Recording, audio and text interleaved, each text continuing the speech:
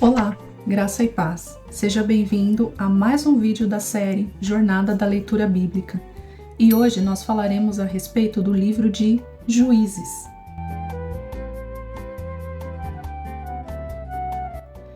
O título do livro, tanto no hebraico quanto no grego, possuem o mesmo nome, Juízes.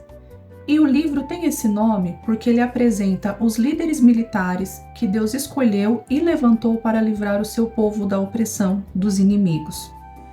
Quanto à autoria e à data do livro, não se sabe ao certo quem o escreveu e em qual data ele teria sido escrito. A tradição judaica e alguns estudiosos cristãos atribuem a autoria a Samuel, que inclusive foi um dos juízes que liderou o povo antes da instituição da monarquia em Israel, ou seja, quando um país é governado por um rei. Isso teria acontecido durante a primeira década do início da monarquia, por volta do ano de 1050 a.C. Outra hipótese que alguns estudiosos consideram é que o livro seja, na verdade, uma série de histórias compiladas por pessoas anônimas durante o período do exílio ou pós-exílio, por volta de 586 a 536 a.C. O livro de Juízes abrange um período de cerca de 350 anos de história, do ano 1400 até 1050 a.C., que vai desde a morte de Josué, após a conquista de Canaã, até um pouco antes de Eli e Samuel, que julgaram antes do estabelecimento da monarquia, e registra um dos períodos mais trágicos do povo de Israel. Ele mostra o fracasso em obedecer à lei de Deus, a quebra da aliança e a consequente apostasia. O livro narra a respeito do fracasso dos israelitas em obedecer à ordem de Deus em expulsar os cananeus da terra prometida. E isso porque eles duvidaram da capacidade que eles tinham em conquistar alguns territórios específicos. Eles fizeram tratados ou cobravam tributos dos povos conquistados ao invés de expulsá-los das suas terras, o que colaborou para que eles acabassem se misturando com esses povos, o que resultou na idolatria e nos casamentos mistos. A primeira geração que entrou na Terra Prometida sob a liderança de Josué e guiada por Deus na conquista da terra de Canaã, serviu ao Senhor, conhecia a Deus, sabiam das obras feitas pelo Senhor e permaneceu fiel a Ele todos os dias de Josué e dos anciãos que ainda sobreviveram durante muito tempo depois da morte de Josué. E apesar da desobediência quanto à ordem de expulsar todos os cananeus, eles ainda continuaram servindo ao Senhor. Porém, as gerações seguintes não seguiu fielmente a Deus e se corromperam. Eles não davam ouvidos aos juízes e se entregaram à idolatria, ao sincretismo religioso, assimilaram a cultura, aderiram aos costumes pagãos e abandonaram a lei de Deus, ou seja, fizeram tudo o contrário do que Deus tinha ordenado. O livro de Juízes relata o quanto essas gerações posteriores negligenciaram o ensino e a transmissão da lei de Deus e quais foram as consequências trágicas disso. Moisés se preocupou com a nova geração que estava no deserto, prestes a entrar na Terra Prometida, a ponto de se dedicar em escrever o que eles precisavam saber a respeito de Deus e dos seus propósitos para aquele povo.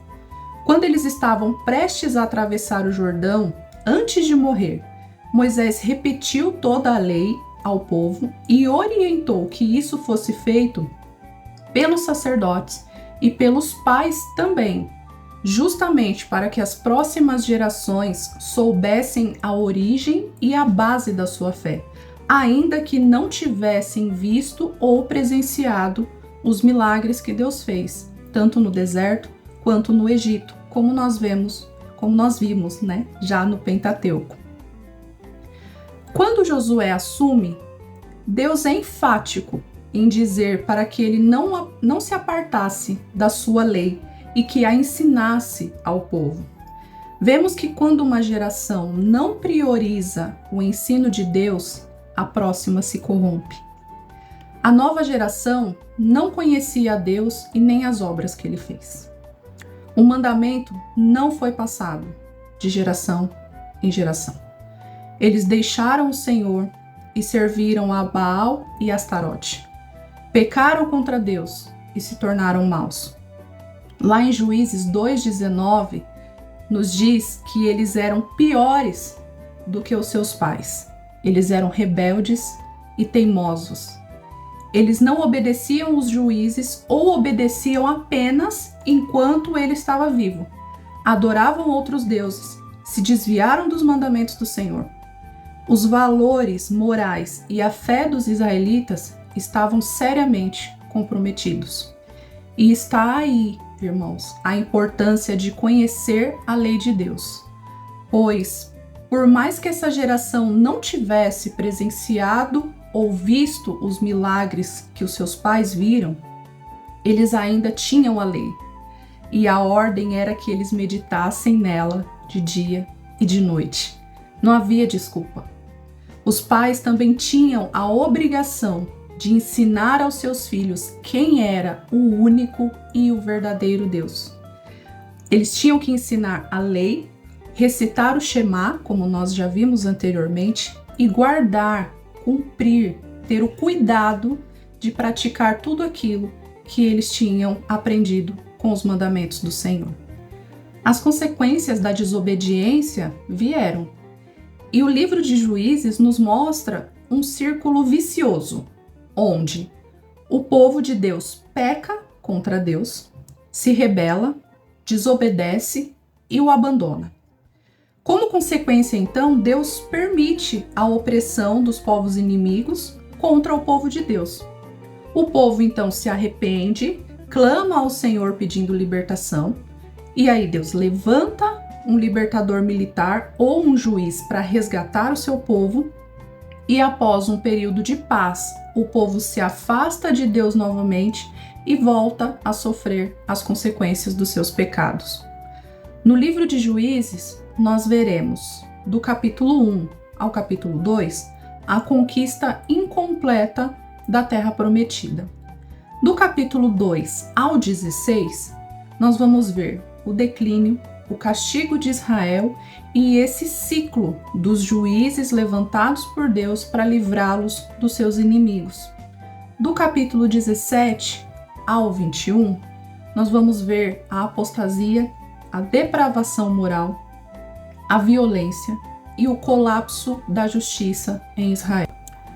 O livro de Juízes termina dizendo que cada um fazia o que achava mais reto, ou seja, a lei de Deus não era mais o padrão de conduta do povo de Deus. O livro registra tudo isso com honestidade, sem tentar esconder a decadência moral e espiritual do povo de Deus. Ele registra também a justiça e o poder de Deus, bem como o amor e a sua misericórdia em livrar o seu povo das consequências dos seus erros por causa dos seus pecados, levantando pessoas, na maioria das vezes improváveis, para livrar o seu povo quando eles se arrependiam e se voltavam para o Senhor. E ele fez tudo isso porque ele é fiel à sua aliança. Bem, por enquanto ficamos por aqui. Espero que esse panorama te ajude a entender um pouquinho mais do livro de Juízes quando você estiver lendo. Então, boa leitura e que Deus abençoe.